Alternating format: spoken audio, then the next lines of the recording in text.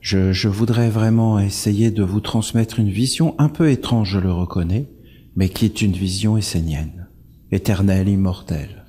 Il faut que vous sachiez que nous, les Esséniens, notre grand maître, notre père ou notre grand-père, c'est Enoch. C'est pas Jésus. Pour nous, Jésus n'est pas le plus grand. Le plus grand pour nous, c'est le premier. C'est Enoch. Jésus était dans la lignée d'Enoch. Bouddha était dans la lignée d'Enoch. Tous ces êtres sont venus après Enoch et tous ont repris l'enseignement d'Enoch. Et tous ont repris les paroles qu'avait prononcées Enoch et la sagesse qu'a amené Enoch. Il existe encore des livres d'Enoch, des fragments. Ça a été énormément déformé. Les datations qu'il donne ne sont pas les bonnes. C'est des milliers d'années en arrière. Ça a été repris par toutes les civilisations. Enoch est le père de toutes les civilisations qui ont existé sur la terre. C'est lui. Et dans ces livres, on a très peu de ces livres. C'était toute une science extraordinaire. Toutes les sciences étaient dedans. C'est le père de toutes les sciences, de toutes les écritures, de toutes les connaissances qu'on a pu avoir viennent d'Enoch. Et dans les fragments d'Enoch, qui sont venus jusqu'à nous, c'est incroyable ce qui est dit. Parce que on parle d'anges déchus. Il n'y a aucun ange déchu, mais en réalité, on parle d'êtres qui ont chuté. Et Enoch est dans le monde de la chute. Et nous sommes dans le monde de la chute. Et croyez pas que la chute est finie. Nous sommes en train de tomber. Et quand c'est fini, on dit pierre tombale. La pierre qui est tombée. Ton nom est écrit sur la pierre tombale qui est tombée. La tombe, ça veut bien dire ce que ça veut dire, c'est que tu tombes. La tombe, tu es tombé. Tu es tombé. Alors, on ne peut pas descendre plus bas. C'est ça qui est bien. C'est qu'au moins on sait où on est. Et alors il faut remonter. Mais encore faut-il le vouloir. Encore faut-il le vouloir. Vous savez que l'évolution inconsciente s'arrête avec nous. Non? Ça vous paraît pas évident? Alors pourquoi on est conscient? C'est que l'évolution inconsciente s'arrête avec nous. Ceux qui nous infantilisent, ceux qui nous rendent inconscients, sont ceux qui ne nous emmènent pas du tout vers une évolution. Nous sommes des êtres conscients. Les animaux sont inconscients. Les végétaux sont inconscients. Les minéraux sont inconscients. Mais nous, on est des êtres conscients. Donc, on doit amener le monde vers la conscience. Alors, il est dit que Enoch s'est redressé. Et qu'il s'est éveillé. Il a même été appelé un éveillé, un veilleur. Les veilleurs du ciel, les anges. Et en fin de compte, Enoch a été le premier qui, dans le monde de la chute, a sanctifié le nom de l'Éternel. Et il a dressé des pierres pour honorer Dieu. C'est-à-dire qu'il a fait apparaître le culte à la lumière, la parole et les mystères. Alors, il est dit que Dieu a aimé Enoch, et Dieu a envoyé ses anges pour Enoch.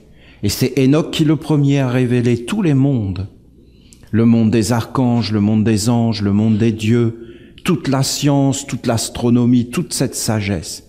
Alors, quand les êtres qui vivaient là, sur la terre, et qui étaient des anges déchus, dont Enoch révèle le nom, la médecine, l'agriculture. C'est très surprenant le nom des anges. Bien sûr, ils les disent en hébreu. Alors en hébreu, c'est de l'hébreu. Mais quand tu sais lire l'hébreu, qu'est-ce que tu lis? Médecine. Ange déchu. Agriculture. Ange déchu. Poésie. Ange déchu. Qu'est-ce que les anges ont enseigné aux hommes? La métallurgie, la médecine, c'est les anges qui enseignaient ça aux hommes. Les anges enseignaient les hommes. Et les anges ont trouvé les filles des hommes jolis. Et ils ont voulu s'unir avec pour enfanter des mondes. Qu'est-ce que c'est les filles? Les filles, c'est pas les filles, c'est nos corps. Ils ont trouvé le corps de l'homme, une splendeur, et ils ont voulu prendre le corps de l'homme pour l'utiliser comme un instrument pour créer un monde en dehors de Dieu. Le monde de l'homme. Ils ont créé l'homme. L'homme n'existait pas. L'homme d'ailleurs n'existe toujours pas. Parce qu'un mensonge ne peut pas exister. Est-ce qu'on peut croire à un mensonge? Ah ben oui. Ça s'appelle une illusion. Et tu vis dedans. Hein. Et tu peux vivre toute ta vie en étant complètement à côté de la réalité. Et tu t'éveilles. Moi, mon grand-père, il a dit, toute ma vie, j'ai cultivé mon jardin. Je ne l'avais jamais regardé. Il était sur le point de mourir. Donc, il s'éveillait. Pourquoi? Mais parce que l'être qui l'habitait était en train de le quitter. Donc, en fin de compte, ses yeux s'ouvraient. Et pour la première fois, il regardait avec ses yeux. Il n'avait jamais regardé avec ses yeux.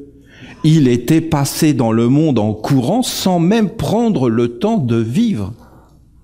Il avait cultivé son jardin. Il n'y a pas plus que zen, hein, comme attitude.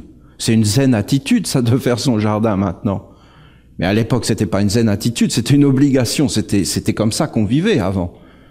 Eh bien, il a fait son jardin et en fin de compte, il l'a jamais regardé, il a jamais pris le temps, il a jamais contemplé, il est jamais entré dans une ouverture de sa vie intérieure. Mais au moment de mourir, c'est apparu. Pourquoi? Je vous dis que des forces l'ont quitté. Qu'est-ce qui est dit dans le livre d'Hénoch? Qu'en fin de compte, l'homme a été possédé par des anges déchus, des esprits, des génies, des égrégores. Et en fin de compte, ces esprits, ces génies, ces égrégores sont venus voir Hénoch. Et en fin de compte, lui ont dit, voilà Hénoch, hein, nous, on voudrait que tu ailles vers Dieu pour nous et que tu lui parles pour nous. Et qu'est-ce qu'a fait Hénoch? Il a dit, ben oui, pas de problème. C'est le plus grand, je vous dis. Il n'avait aucun ennemi. Aucun ennemi. Il ne luttait contre personne, Hénoch. Il n'était pas contre le diable, il disait pas, vade retro Satanas.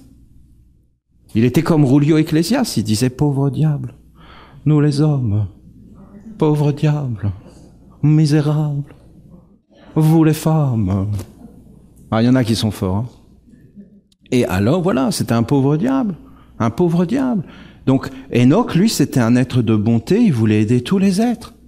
Et comme il était vrai, tous les êtres le reconnaissaient. C'est quand tu es faux qu'on te reconnaît pas. Mais quand tu es vrai, vraiment vrai, que tu es vraiment la bonté, on t'aime.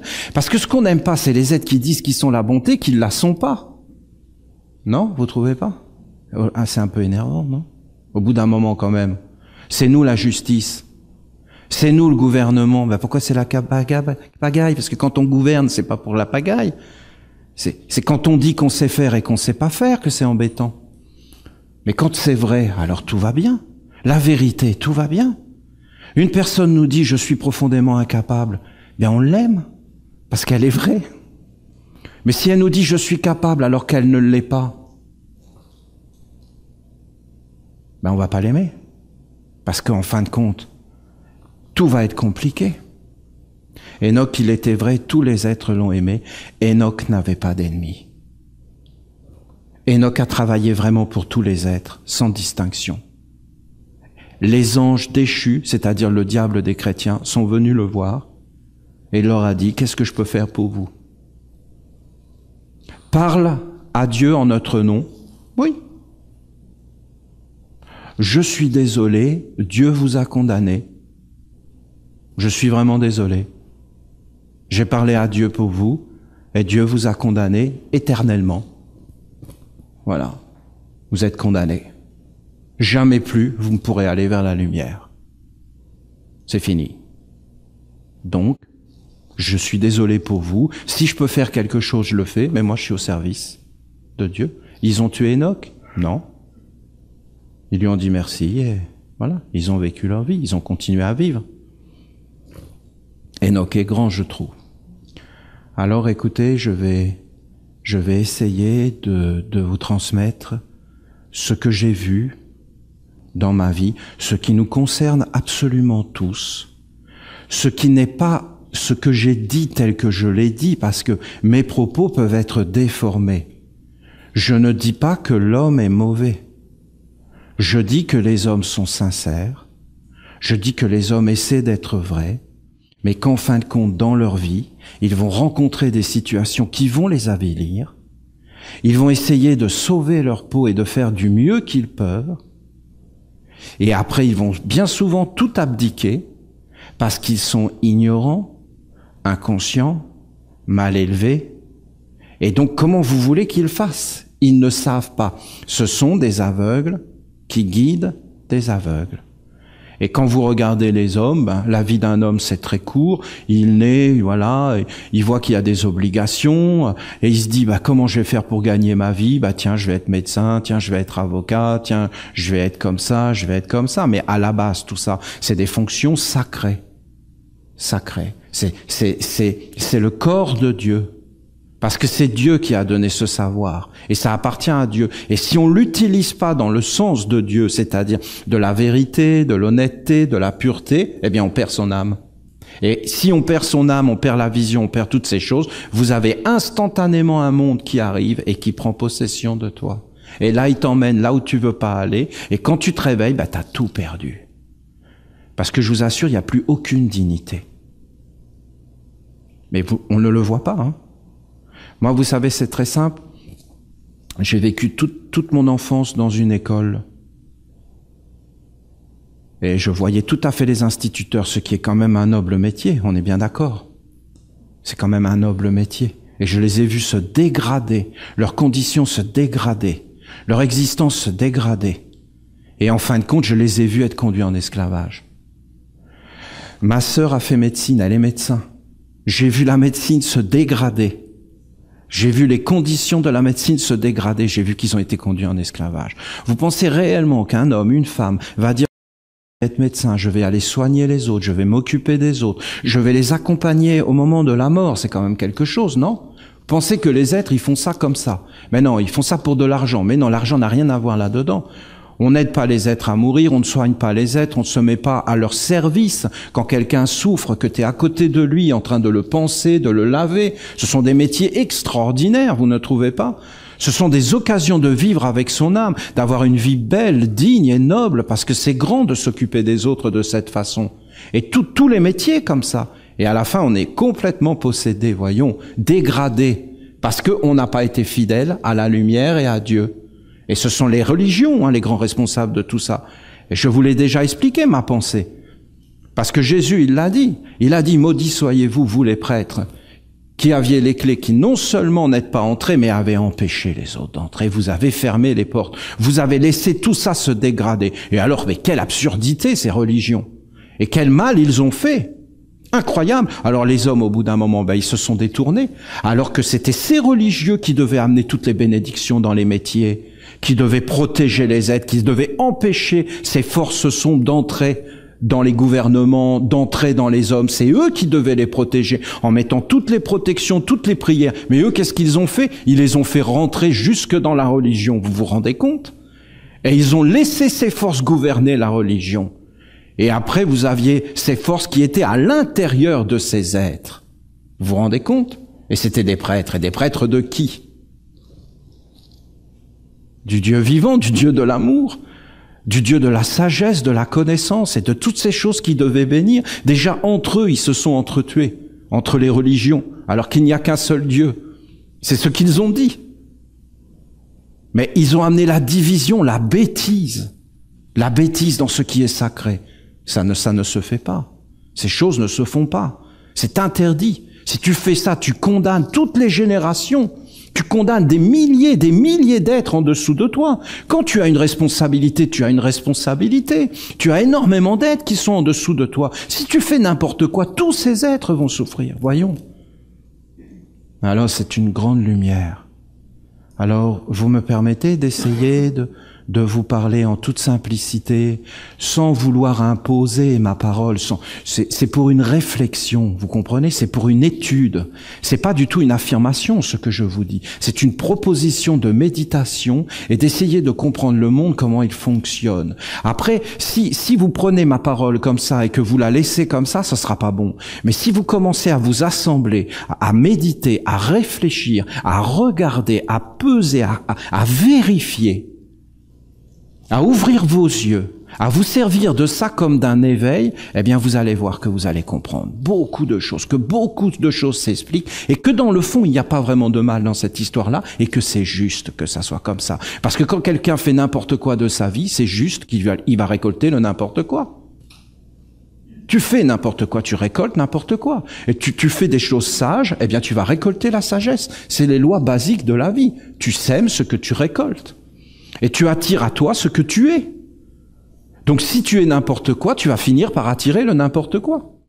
C'est évident tout ça pour moi, en tout cas, je sais pas pour vous, mais ça me paraît évident.